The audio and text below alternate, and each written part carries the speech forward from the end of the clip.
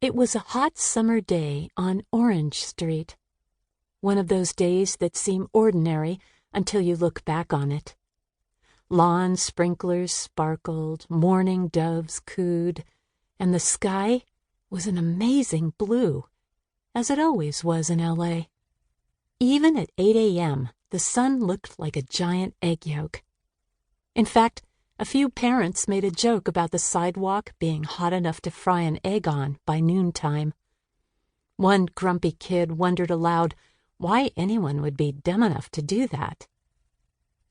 Everything seemed normal, except you couldn't help noticing the day-glow orange cone sitting at the curb in front of the empty lot. The mysterious stranger didn't arrive until later. The empty lot belonged to the kids who lived on that particular block of Orange Street. They didn't have the papers to prove they were the owners, of course, but the lot had been theirs to play in ever since they could remember, which, even if you subtracted those baby years when nothing really sank in, was more or less a decade.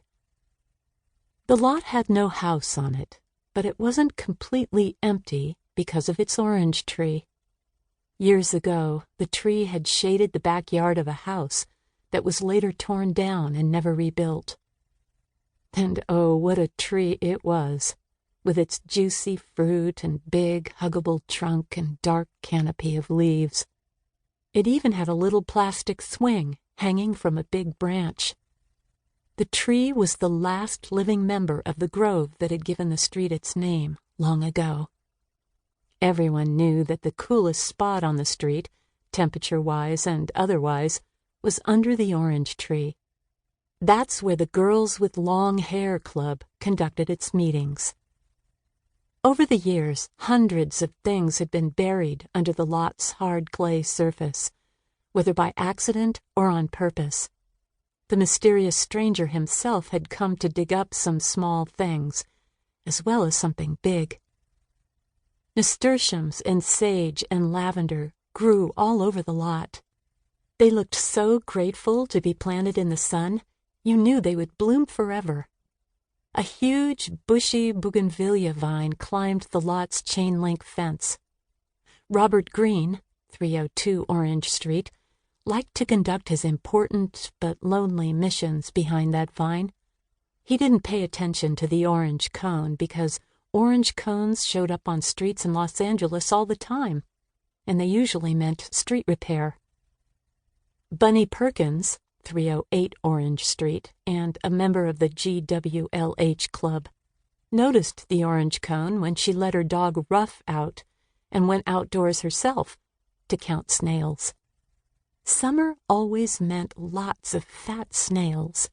Some could be found in the garden, others meandering across the sidewalks, leaving behind silvery, wet trails. 3 snails on the front walk meant bad luck. Luckily, there were only 2 that day, an important point to note, especially on a morning when Bunny's mother was preparing to go on a trip by plane. Ruff ran to the lot next door and lifted his leg by the orange cone. Bunny phoned Leandra Jackson, 301 Orange Street, another GWLH Club member, as soon as she could. "What do you think that cone means?" Bunny asked. "It's not the cone," said Leandra grumpily. Lots of things made Leandra grumpy lately, especially changes out of the blue, or, in this case, orange. "It's the color orange." "Orange?" "You heard me. In nature, orange means good things like pumpkins and juice and autumn leaves and sunsets. But when you paint something orange, it usually means something not so good. Except, of course, if it's Halloween, and even Halloween is scary sometimes." "It's summer." "Exactly my point. So we're talking not so good, like danger or condemned, and of course, keep out." "Keep out? I can't do that," cried Bunny, her heart pounding. Bunny had lots of dependable ways to keep her mother safe, and one secret way involved climbing the orange tree. It worked every time. "I'll call Allie right away," said Leandra. I'll bet that cone means bad news. We're due for a club meeting anyway.